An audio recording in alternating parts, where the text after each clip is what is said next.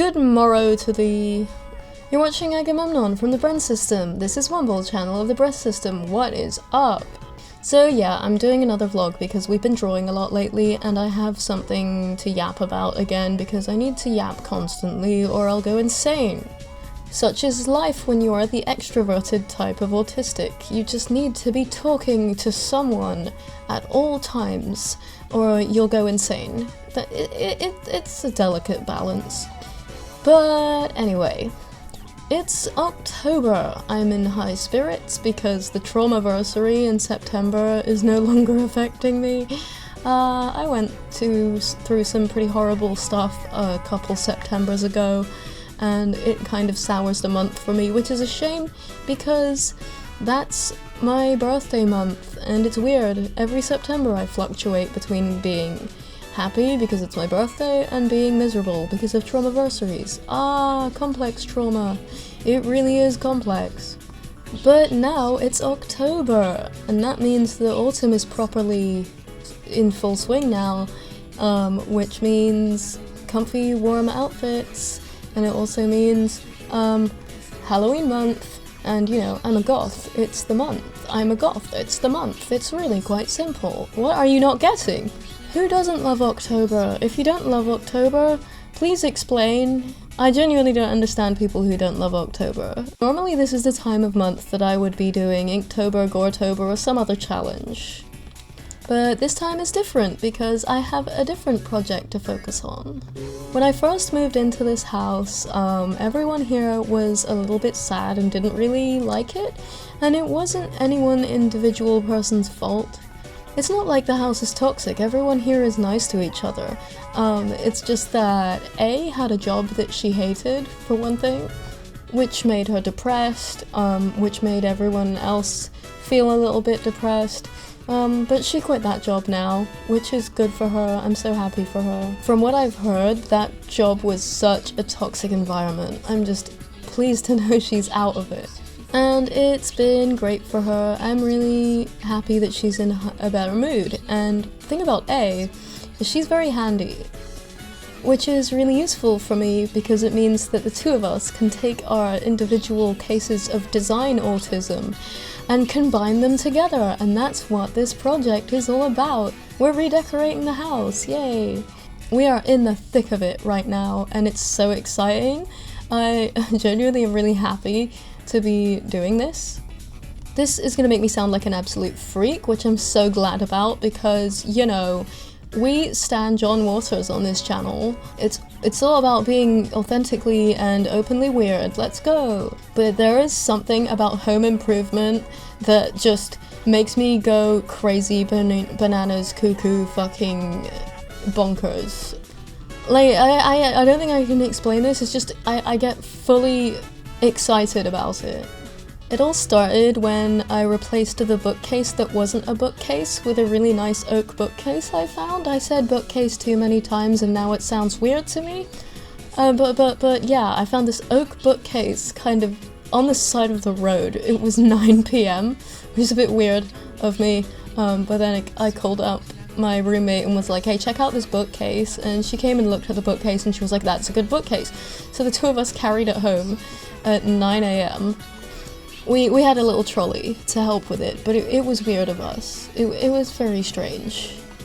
But hey, once we got it home, we were immediately excited about it. The varnish was all damaged, so I had to go over and, you know, give it a linseed treatment, but once that was done, I was so happy because we had a new bookcase that actually did a better job of being a bookcase than the kind of broken old shelving unit that was there before. And that shelving unit was kitchen shelves. So, you know, we did a couple repairs on it and then put it in the kitchen. And once we had done that, it's like the rigor and excitement for home improvement just like lit up in both of us.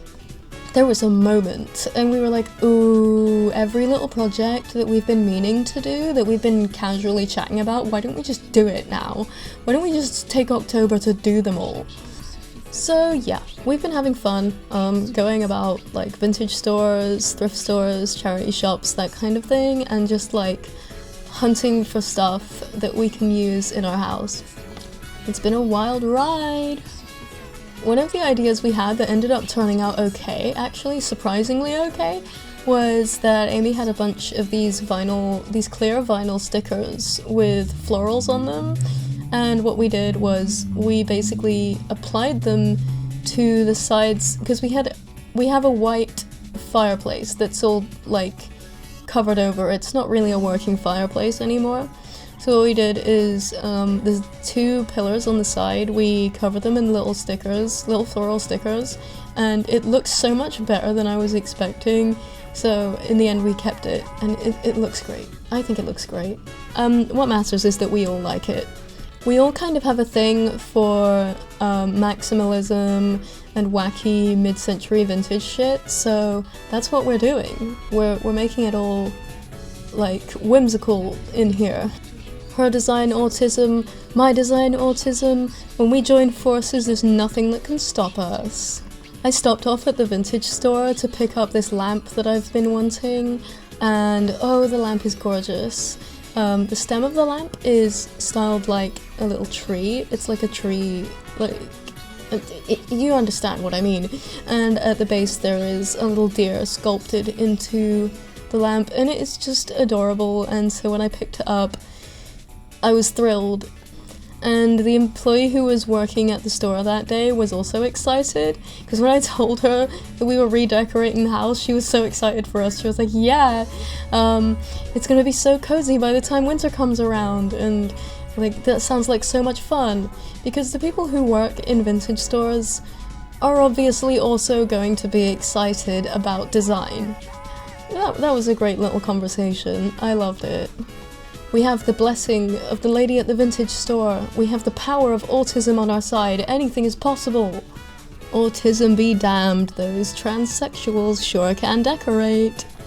We've been having a great time with it, and we were talking about it today, and essentially we kind of came to the conclusion that this is a very mid-20s experience. Or at the very least, it's an experience that comes with a very specific stage in your life. The stage where you are finding true independence. Up until now, we've all been kind of busy with our education, with establishing ourselves in our careers and that, but now that things are looking up for us in that regard, we have the ability to finally kind of put some roots down, by which I mean establishing a sense of home, and that is something that for some people happens in their 30s, for some people it happens in their mid-20s. For us it's happening in our mid-20s. That's the way it is. Everyone develops at different rates, but for some reason all of us are currently going through this. We're going through it together! What are friends for? For me personally, this is a very comforting experience, for sure. If you're curious as to my whole anime backstory, I did make a video about it called context.mp4. I wanted to put it all in one separate video because it's heavy stuff, but you know, TLDR. Storytime, I grew up in a really unhealthy environment. Storytime, I'm basically divorced in my mid-20s. Storytime, I've got problems. Something wrong with me, there's a scorpion on my brain. But in the process of my brain scorpion's recovery, I have found that there are things other people take for granted that just make me feel really happy. I guess that's what trauma recovery is all about, and I've been able to dedicate myself to my art in a way that I wasn't able to before, and I think I'm really starting to see myself improve a lot more. I can explain that better. I'm doing so much better as an artist as well as a person. Not that artists aren't people. I swear I'm a human being. I swear, I promise, I swear, I promise. I swear I'm not like a Nosferatu of some sort, and you may let me into your house if that's okay. But seriously, I've been like adding to my sketchbook every single day. Like my sketch journal, I'm drawing in it daily. And it's something I haven't done since I was in school. Wow. I guess being burnt out and living in a slightly stressful environment over like a couple of years just really affected my ability to perform. It's crazy how that works, right?